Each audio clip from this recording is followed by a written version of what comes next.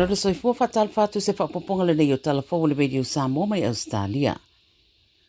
E siriere se lau fautuanga o talia ina le whainga malo o iei nei Australia mai le Royal Commission sa whea ngai mana suenga i le pule le soifua o nisi sa tautua ma au nei taua ma ua fola ia le ri palemio Anthony Albanese o whaatino nei e lana whainga malo se tasi o talia o pito vabe i le iunga o le suenga sa whaatino le Royal Commission. Whai mai le panemia o le se lau ma le whao fautuanga se lau lua sururua sa tu inatu ua talia ina uma.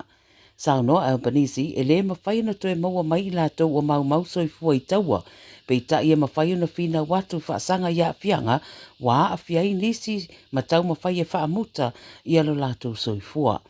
Ta ua le palemia e te lele a nganga whaaloalo au stadia i sos tangata sa la tau la e ina po o la e ina pea le tongi a le atunuu ma le angare rua e whaare reia le au unanga ma wha mauturo la tau saunga le mū. O se vaenga lao ia tau mawhainga o ta ua le palemia o le a whiriwhiri ai se isi komisi fōwi le teminei ma a mata loa a la tau ngānuenga.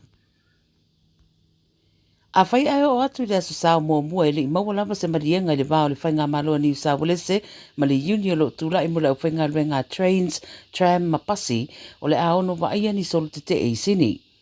Na whesiringia au tu stala le Premier le Stete Chris Minns pe o le a yaini trains e whea wa i le aspirator nei ai le iaisa na tali na tu inani sao i le whaafisiri whamaiaia e whainga taia te iona au mai se tali sao o nana tele o iloa po a whea mawai se tasi o le mata upu.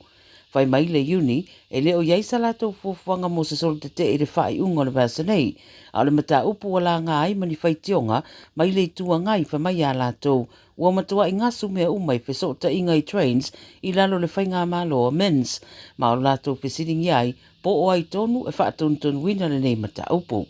Sa tāro sanga le uni mo le 2.5 tūla o unanga trains, a lo ua wha ai fo i mawheutana ingai le mata upu i te tongi. O whaeroa lai nisi whina ngalo sui o le uni, e iu ina waa ai nisi ngā yo i ngai whaia pe a whaia o atura vai lea so sa, e le i maua se tonu o le mata upo.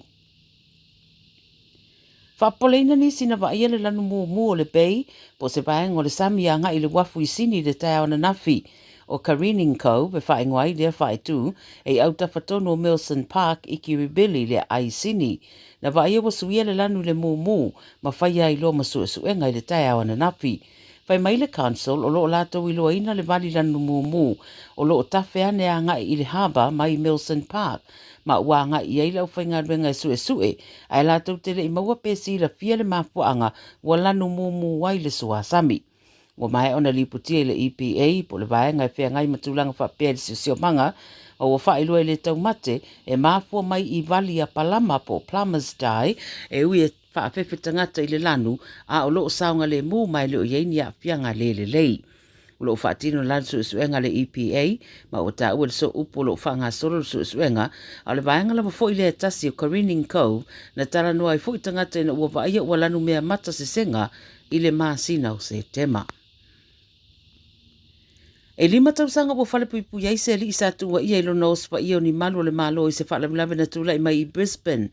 Ta weli po te Paul Ngali po Kali i tolusu lua tausanga na ia io ina na morianga le whamsinonga whai tu malo i Brisbane i le asona nafi. A le whale mlawe na tupu ia meo le tausanga na te nei. Mori e le wha o lima wha moina ma leo spa ia o se malo le malo, pai maile lo ia le Crown o Melissa Wilson, peo na ripotia le 9 News, na wala awana leo le whale le tangata le Rothwell, le i tui mātua Brisbane i le aso le whale mlawe, ina ua ripotia lo na wha awhewhio nisi o lo na ainga i se naifi. Maua le lei me poe ata e wha pipi i la e o leo, le teimi na wha atonua i leo le ali e tu i lalo le naifi, ma le teimi na i ospa i ai leo, a o tau mo whai le isi e tu i lalo la na whana ai wha o ngā le teisa. O lo maua i fo i ma le whai ane o le ri i leo e whana loa ia. Pei tai, sa tu mau pea le wha i unga leo e le i wha o ngā ai a la whana, ai oso wha i ai loa e le ua mōria si malu o le malo maa whai nailo na tau au. Tana muli, e lua pei meni uawa noa mai mo ainga i titi ma whiololo tupe maua, ia whesoso ni le pāleni o lātou supa, mai o atu i le hawheta lai le tausanga e anga wa ai e peo na wha maonia le ATO o le ofisa o la fonga. Whai mai le 7 News o i lātou e mawaina le listo payment po le low income super tax offset e tutongi sa o lava ia i lātou e anga waa a o le isi peimeni e wha ingo le super co-contribution scheme e wha pāleni ia i le sao whanga le tangata ma le tupe tu uane ia mai mawhai ona o i le 5 selau. O ia peimeni uma ua whaia ma le wha moe wha o popo ai tupe i teo ngā tupe tangata pe ali taia. Wha mai o i lātou e titi fo i le tolsu fitu wafe tutongi i le tausanga e anga waa i le fuafuanga. Ia o tala nā le Radio Samoa, wa fo i lau wha fonga mai le nei asolua tātou wheloi foi i le aso a taia o i seisi wha poponga.